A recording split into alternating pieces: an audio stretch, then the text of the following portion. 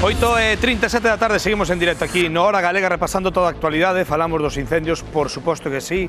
Xa vimos vivendas arrasadas, granxas queimadas e tamén nos queremos acordar de vos, dos apicultores, porque obviamente na zona de Ourense e de Lugo, onde máis afectaron os lumes, está a maior cantidade de apicultores e están pedindo axuda, porque ademais das aldeas arrasadas, agora hai un problema cas colmeas que quedaron sen arrasar polas lapas. Están pedindo axudas porque estamos en pleno momento de recolección do mel, o lume coincide ca recolección do mel, polo tanto a mingua vai ser importante. O ano pasado recolleros en Galicia 300 toneladas de mel de Galicia, este ano esa produción vai baixar. Que pasa? Falta de alimento. As abellas que quedan rodeado disto, obviamente, ardeu toda a flora, non teñen que comer e tardaría a floración moitísimo, así que toca recurrir a alimento artificial. A Xunta acaba de anunciar, por exemplo, que vai poñer a disposición dos apicultores as parcelas que están incluídas no banco de terras para que poidan levar as súas colmeas. Estaremos atentos a isto. E acordámonos de Ourense e de Lugo. E acordámonos de Manuel, un apicultor que nos namoramos del directamente hai 15 días, cando nos mandaba estas imaxes que sufrían as súas colmeas de mel ecolóxico atacado polo oso. Aí tedes todo estragado polo oso. A semana pasada fómolo visitar, dicía que foron 25 colmeas, el estaba encantado coas súas colmeas e ensinabas así de bonitas estaban a semana pasada. Manuel é apicultor de Quiroga e hoxe enterámonos do que lle pasou. Mirade como quedaron as súas colmeas por ese incendio que arrasou tamén parte do concello de Quiroga. Unhas cantas totalmente arrasadas. Manuel é moi optimista, sí, é un gran apicultor que leva moitísimos anos dos primeiros en facer mel ecolóxico, pero hoxe, a verdade e é normal, atopámolo desolado. Manuel, produtor de mel ecolóxica, esta imaxe que temos aquí despois do incendio é desoladora.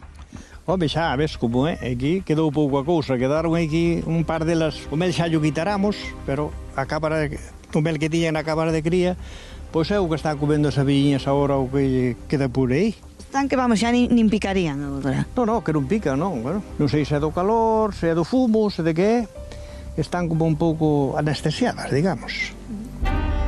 Tes calculadas cantas abellas puderon morrer aquí? Abellas, non sei, tú calculalle sobre 10.000 abellas que dicen que ten unha colmena, por 40 e pico, pois hai que multiplicar e xa sale. En cartos telo calculado? Un por medio de 20 kilos por colmena. 20 kilos, por lo valor que teño o mel, suma. E en produción un porcentaxe de perda? 4 por 2, 8, pois sobre 1.000 kilos de mel. Aquí arderon, pero arderonche máis colmeas a ti? Sí, arderon máis colmenas. En Vilarmiel tiña 3 colmenares, tamén arderon 3 colmenares, 3 máis. En Cereixido tiña outros 2 e ardeu.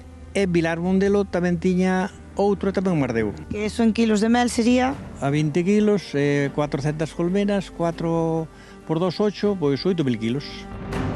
Cando vai poder volver a ver mel aquí, abellas aquí? Bueno, pois aquí non podemos traer as colmenas hasta que pasen 3 anos. O sea, en 2 anos non hai flora. O terceiro ano empeza a haber flora e o cuarto ano estará en plena produción, digamos, co 100%. Dache medo que haiba máis incendios? Home, claro que me dá, e vai o saber. Segurísimo.